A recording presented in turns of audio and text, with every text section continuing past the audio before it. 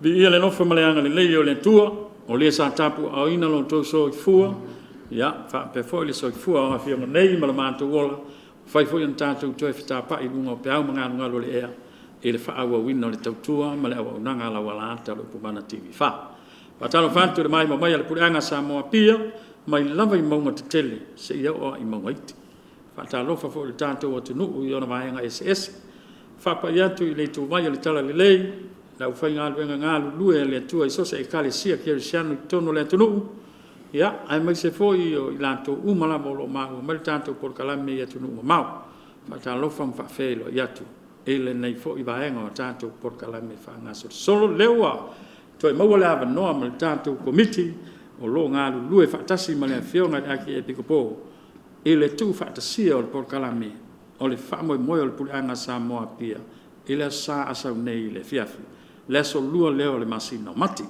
ya o le o maso atu ma le fio nga sista Evelina tu ya o le tatu loia ya fa pe fo ile fio nga patele la faele te vanga o le diga chenu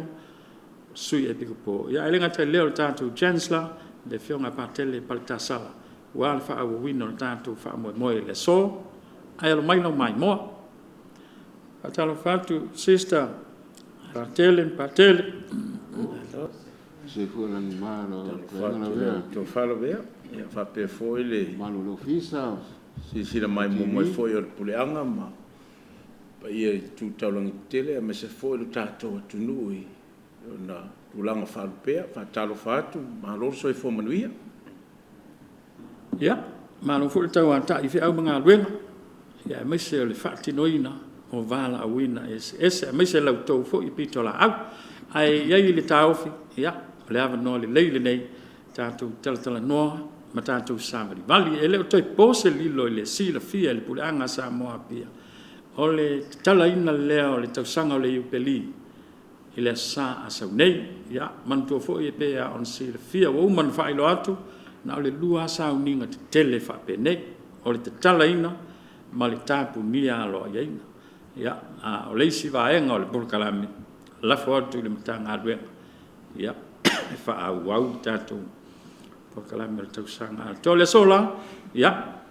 e tu por fa tu o le tau longolong tau mo fai tatu committee ya fionga ya patele va be foi le fionga te mai taisa e to ya talu tatu fa mo to fa mana tuantu to e longolongo le anga e monian por kalame nei tuman ai le tulongolong ya al fa mo na le so ai leona la fortuna la ofenga chancellor se i olo officiali nisi po le ele wingo le upeli le wingo le upeli le la tatu sauni fa malu ona olo mai mola to isi atunu ilunga wala ata so ta inga tele vave wa mana ia la tu ta penanga ia o tato le fato a talalo ia la sani mai so fin ngalo malo fa alo tele have taila vea ai fo le fa fonga mai ma le sila mai mo mai fo o tato puleanga fa pe fo e ma o lungo Samoa o le se tasi nei o vaenga taua le nganga fa tu le kalesia o le wa sea mo o le tausanga o le iupeli. O le tausanga o le iupeli e pe e afua mai lawa le whaamaluina le kalesia te se lau tausanga ma whaamanatu. O se vai taimi o Sauritonga, o se vai taimi o le whaafounga, o se vai taimi o le ori, o le anganga fia, o se vai taimi e whaamangaloa i ma le loto maulalu. Ia e pela o nā rua ia e mafua mai le tū ma le anga i whanua fo ia iutaia. Nau na por fengenga tuai pe ona ia ile vanga taua o sauloto ia a online ta se lauta usanga fa manatu ele kalesia na lua ile ai te mi mo na fa manatu ai fa malo le kalesia no tula mai tama pa ia pon fasio ile tausanga e afeto se lau mana ia fola na ia fa mai te mal fa to fala inga na amata me ai ia na ia leo le nei vai tau a lua ia sau laro limas futau sanga ia ona o le tulaga foʻi lea o le umi na faatali foʻi ma iai foʻi latou o fia manao mia i faamoniaga ma faaoloaga faapitoa e faasaʻoloto le tagata ia ma le faafouga lava i le itu faaleagaga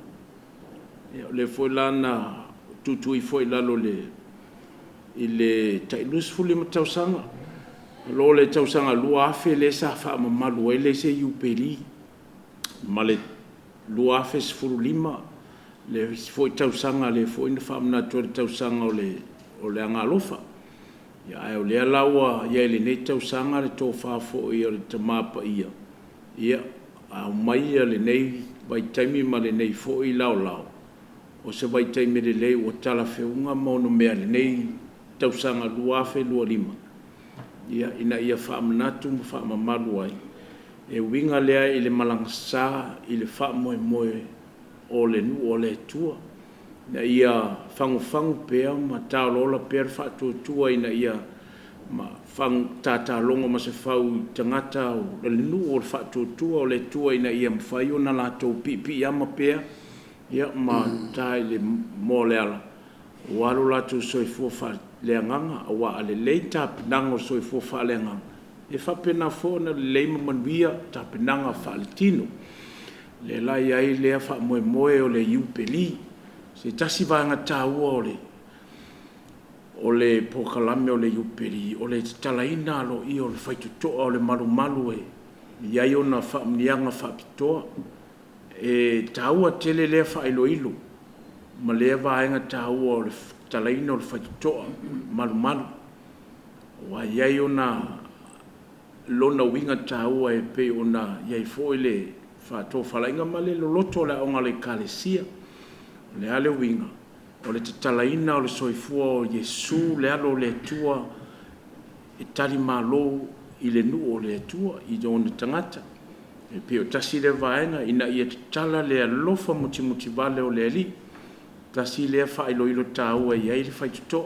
te tala atu le alofa ma ofo atu le atua i lona soifua e faaulufale mai ai lona nuu ia ma tali mālō ai auā le taumafutaga o le talisuaga faasaʻoloto ia olioli ma fiafia ma sasaʻa mai le tamaoaiga o le atua molonunu e ai la nei pokalame tāua ma le faamamaluina o le tausaga atoa lava lenei o le tausaga o le iuperi ia atonu ai ai se faasoa foʻi le afioga patele ia o le afioga foʻi i tamaitaʻisa sista evelina ia mo se faasoa foʻi sao foʻi lea vaega o le faamatalaga peo foʻi na fesiligi ai lautou falavea malo faafetai malo fole saunoa i lau afioga chancellor lau afioga le sui e pikopō o lea sa i le faamanatuina muamua o le iupeli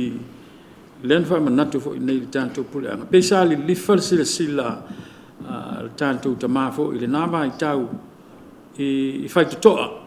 le sa tala i faitotoʻa paia i malumali foʻi i savaʻi ma upolu nei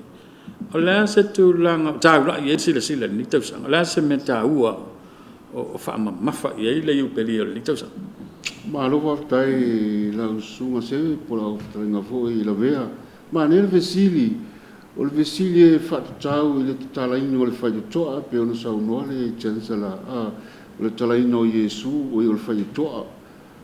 mo na tagata loo afia mai e saʻili iā te ia tatala la iesu le faitotoʻa o lona fatu po lona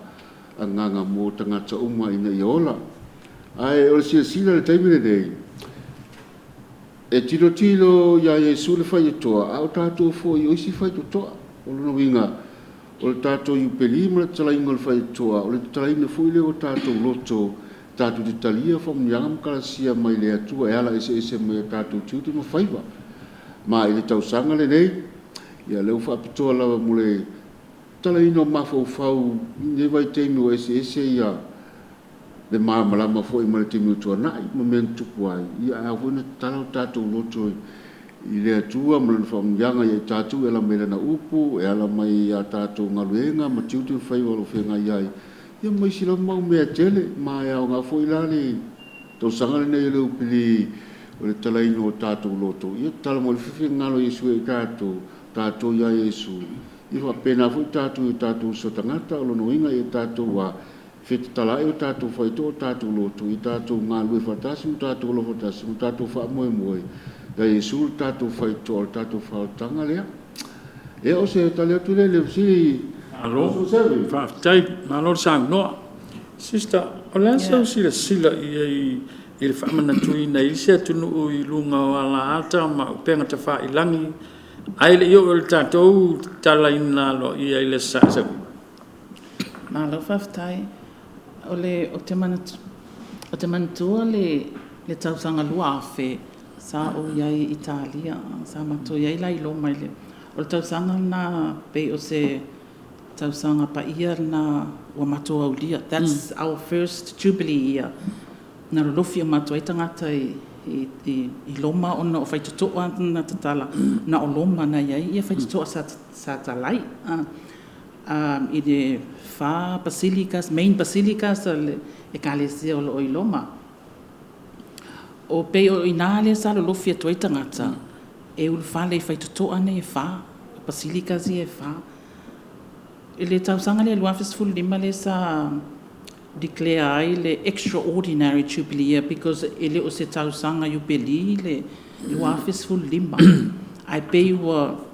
wa declare Pope Francis ona o lana ia foi sila laulangi wa mana o mia la laulangi le atua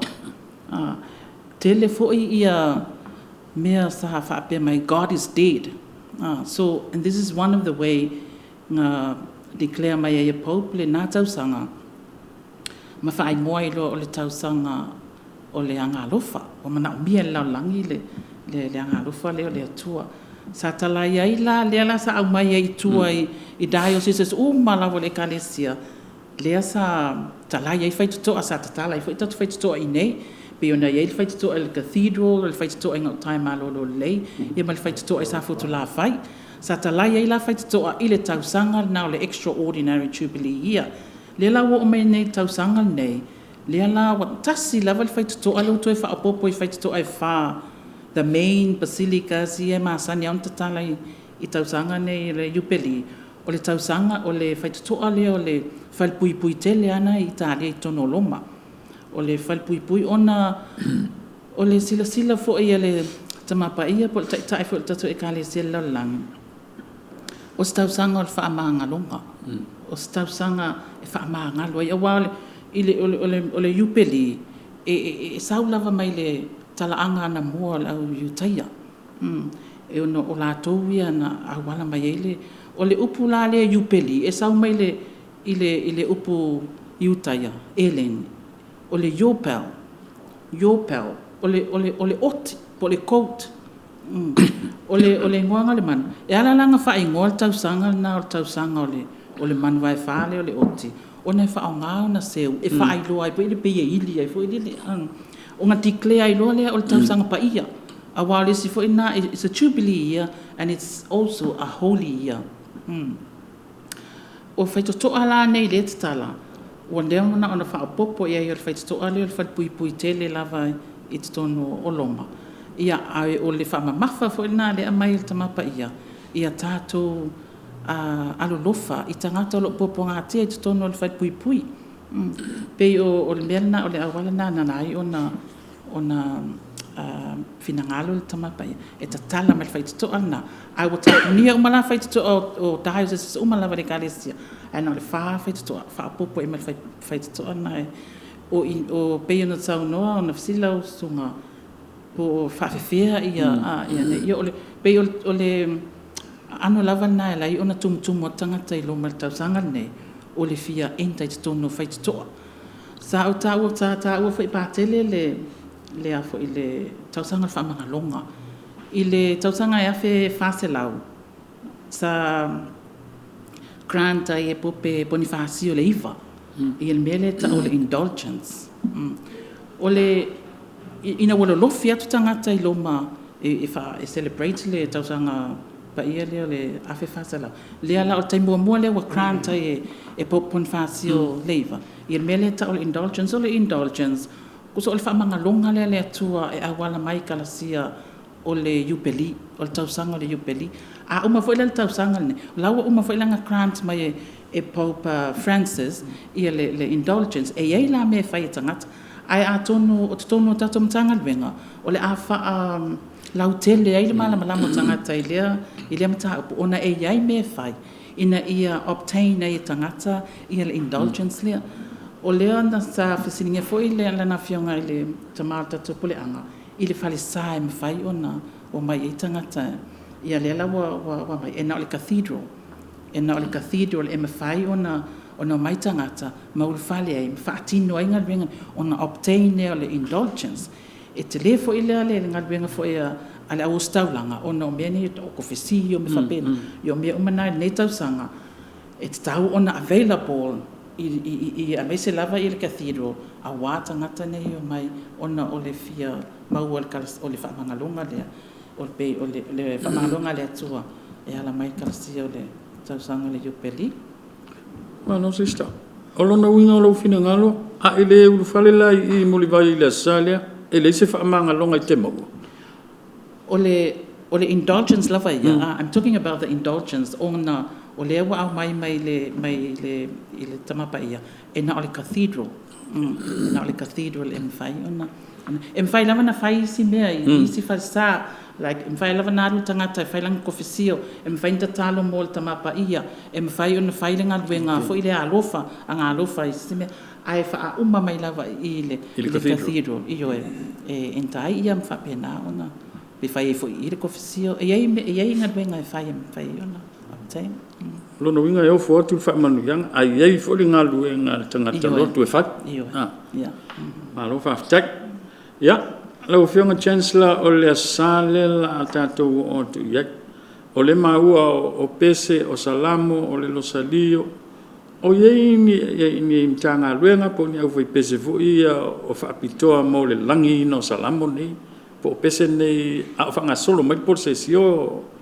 wha mole lau whionga pate. Tarai sevi. O le po kalamea ia ma le fuafuanga o le tātou puleanga ina ia awai malawa tangata lotu le au whatotua e le whapenga lau whailoko. Ai ia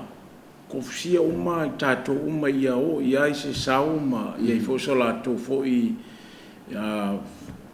sau tono le tātou po kalame. O umana tu whaitua i te mapule o mtanga wenga. Whauiuia, whanoinoi ma whauia koe fōi le avaenga tau o salamo taliai. O salamo nei e atofa e fua i le winga ma le nganga o le nei tausanga o le iupeli. O salamo fōi e na atofa sao mai po kalame fōi a mai le Vatikano e whaongai i puleanga ma le lalolangi. Le lau tātou au mai foi la e fatino i tatu talaina lo i tatu sauninga le la sa ne wali upeli e la sa yele fono la ustaulanga la so luol vasentene ia sa fatar sanga ino fo yar pa io la ustaulanga ta mapulo mtanga ven ia ina ia tau awatu e pulala to po au foi pese po isi tu ainga ia tapena ia ye langi ia salamu ia pe faitau mai po afo ia le fainga faia ina ia pe pese mai uma le savalinga e taua tele le winga le upu malanga sa li seve vatu fa fonfonga male sila mai e longa winga tau le malanga sa e ia se fa moe o lo anga ia le winga le naia la ina ia salamo ia e sava vali ma malanga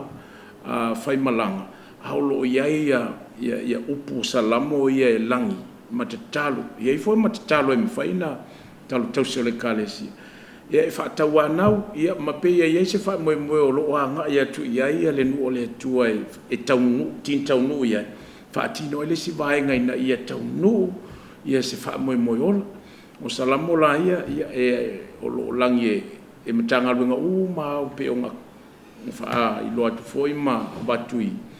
i tauli mai ne tau au ine fionga i lau staulanga ia fa o tu ia fai pese o tanga venga o tu ainga ai kalesia maulotu ia fai sao ia ila to lo ia fala pe o sao ngola fionga ia sister Belina o le sivanga tau ai leina tau o tele le malanga sale pe ona ia ile fala sao ato final tamata to puleanga e fuele fa to fala inga tamapa ia tato kalesia e anga i uma mai e mwhain whaatino isi pokalame tu ai pe e tasi ale no fuanga o lautongia e pe fulele e malanga mai ai e ai ia nisi o au whaatutu o le kalesia po so se isi fo ia pe te no fua nei whaapio fufua e umalol misala sa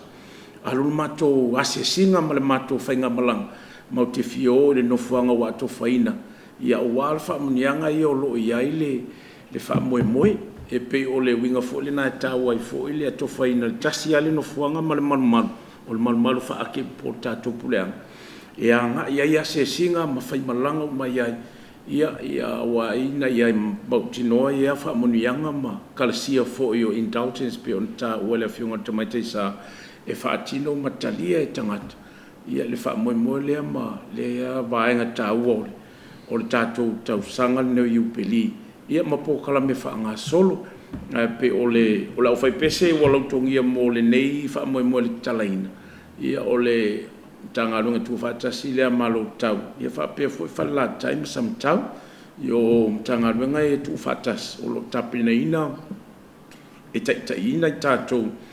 i le langina o vi inga le ngata le amtanga o tātou posesio malu mai mulinu o malai fono tia whau ia ai whapea fwoi le tātou taulanga pa ia taulunga i pe ato i tau nu tātou whainga malang sa i le malu whaakip ko po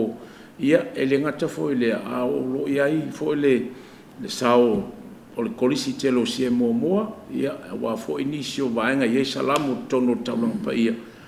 mai si lava vaenga tōtonga o tātou sauninga ato lea malo whalo lava sevi lo whaftai chancellor ma nei al whaamala manga o le whaitoa o le tala ina o le whaitoa o le tala atu o le anofo Iesu o le whaitoa le sa i muli vai le tala ina le tausanga le na whaamana tu le upelini e mai ale misa e ta ape atu e watu e maistanga te katoli sa po le mea ngau mai e thia wawa ai po le ale mea ngau mai e thia i loa po le ale winga se mai aso fina ngalo lau fionga ele dika cheno o le nei tau sanga ma le wha maluina o le upeli au yasi wha moe te tala lea wanoa i tangata pe wha apito manu i atasi le ekalesia katoliko ma lo fa kai mai e vesili ia masalo au ke lofo i la fikalenga me se pa ke mo se sai ka ko o Iesu mo tangata e fama iki ale kalesia no tumanga masani yo le sa na lotu ai ka kala fai ko le kalesia mo tangata mo le kalesia tino wa na Iesu la ne a kala ka fai ko le ka fitu i tala i nga o katoliko mo tangata uma ke siano pe ke siano pe ke siano wa wala no malo va ftak ya salo le te umistay me tato po kalam sister ole vanga le ole fa manu yanga le o fo tu ile man malu fa aki epi po o ai yanga va ai le o fo ina tu fa manu yanga le e na o tama epi po pe yanga va uma ya o stauda le o se be federe a me o fo atu se ole faatinonga pe yo me foi o tongi sala ole faatinonga o me o tongi sala awa ole fa mangalonga lea e yai e lua nga vainga e partial and a plenary e foi dele part po ole ato foi bena le sa o fai atu ai em fai on fa la tele name ta o puitu em tanga lwenga ona ole indulgence o fa mangalonga wang sala fu ia le pe e fa mangalo i ale o mangalo e yai yang sala pe o la portion o le fasio tangata o ang sala matuya ia e yai la wang sala e fai awa yai ia ang sala ele me fai ona fa mangalo ele me fai ona ave se absolution yai se la fia parte nga le tsam fai una ave absolution le il tsausanga le luafes full lima sa fa pitoa na vala au mai ia missionary of the mercy e waku iloma e ave ia ele tamapa ia le authority nga fai unga la ku fai le absolution le la sa pe ila vai ele i ona Na fio se ele ia ines ele ia se sina al watu ina se ostaulanga e al ina ia mfai ona ave ia le authorization nem fai la to fai ne on ole fati nonga la bene e fati nona vel tangata e lona loto for teifo ele fa pe foi na fatasi na ona e mau le indulgence afa pe e te mana o ele fai ia ilo to misala le e sawa o umal na e to al foi la afa nga ke loa o maliu lo ko lua po lo tamap po lo tina a lai ye se angsala ma fatu ele em failanga e ofa em fainga e ofoina o foina ia na foi tong sala e tal foi to fai uma me e fai o le tatalo o le confessio o le misasa o le tatalo mo le tamapa ia o le tatalo lo mata tamal o ye me ile lisio me fai e on fai mo foi la ile e saulo la foi la ile cathedral not to ele fa pe al ele amai ele ko popo le patele but tu sa etini mai inala na malanga sale ta ole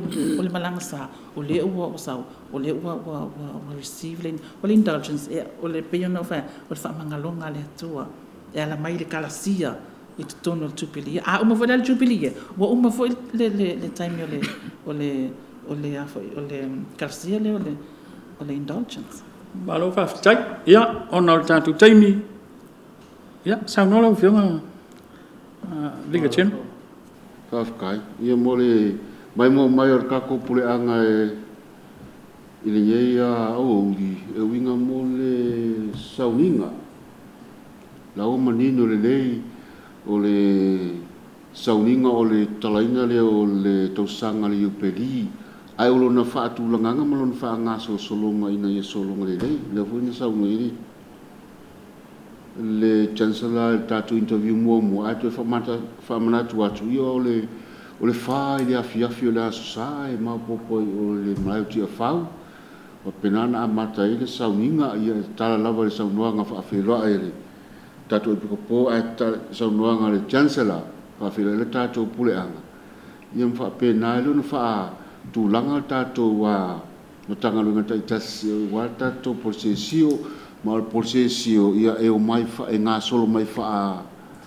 matanga venga ma o lawa o mona tala noina al committee ia o ti akono ia ma soso ani la tola taita ia mai la to wa matanga lunga taitasi ai o le polsesio ia o le wa umona fa sota ile official le lato fa i lato te i tato solo ia fa penale ona mul mai tom na talmisa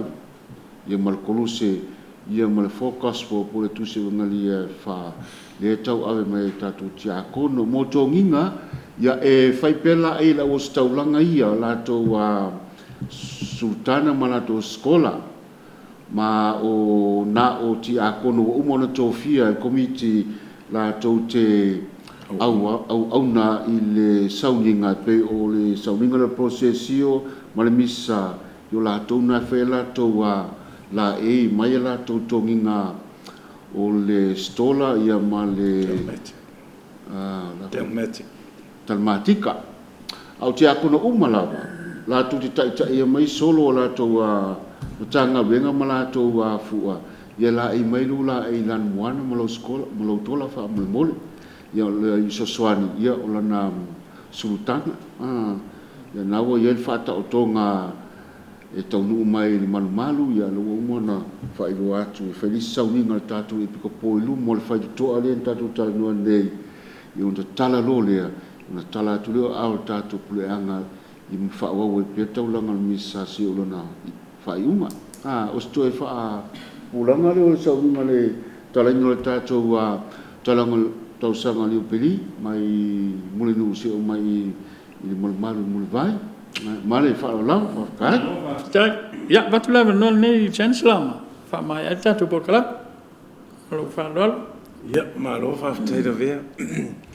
fo le nei bokala mi tau fo e tu manuale tu longolong se tasi vanga tau fo ia ole nei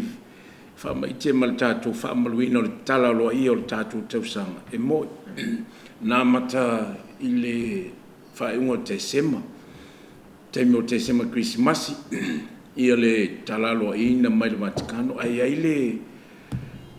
le saunoga le tamapa ia o mai foi na fatou falaʻiga e taʻatia mai ai tamā aki po e kopo taʻitaʻi o le mataga alupuleaga ia e atofa ai se taimi talafeuga ma talafeagai mo lai puleaga i le local church ia mo le talalo ia o le ala foʻi la lea le ua manaia foi o talafeuga lenei vai aso talu ai ia o mea foʻi ia e fuafuaina i le atua ua o le aso sa nei talalo ia ai le tausaga o le iupili tatou puleaga aso lulu o le vaso lea nai aso e maea ia ona faatinoina le aso lulu o lefulefu au fitaui foʻi ia manai ai foʻi la ia e fatufatu ai magaʻi atu ai le tatou faigamalaga mai taimi o le fagafulu o se vai taimi tāua o le loto faamagalu o le taimi o le loto alofa loto fesoasoani taimi o le faanapogi faalaina ma le taimi o le tatalu ia o vaega tāua ia e aofia o mai tonu o lenei tāua o lenei vaitau o le vaitausaga o le fagafulu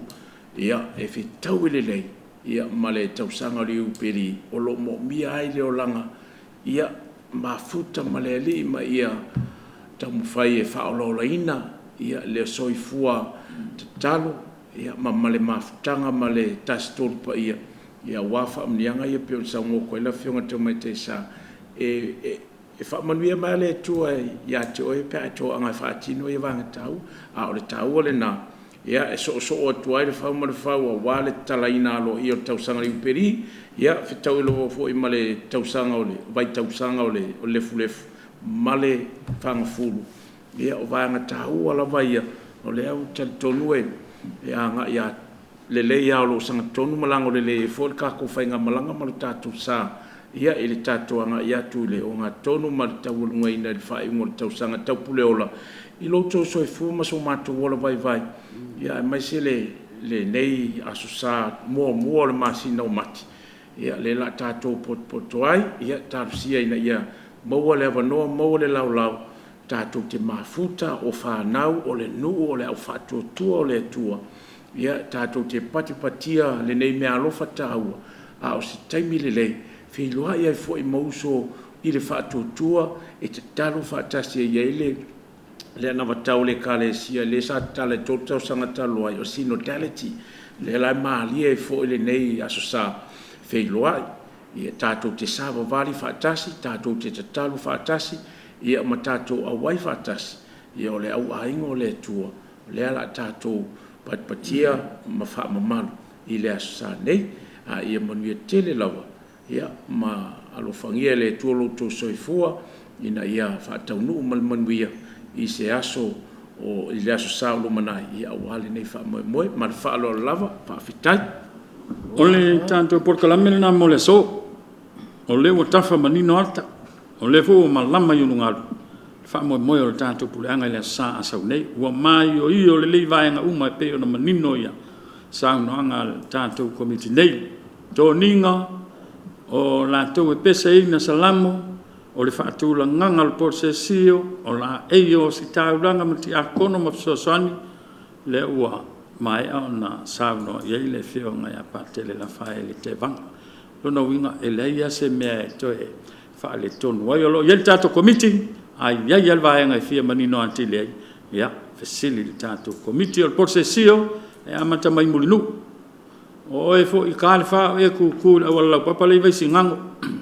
o muligu e amaka mai ai luma o le maotafono ia faape foʻi la ia le taʻitaʻiga o le tatou posesio o le ua ofo mai le tautua ma le auaunaga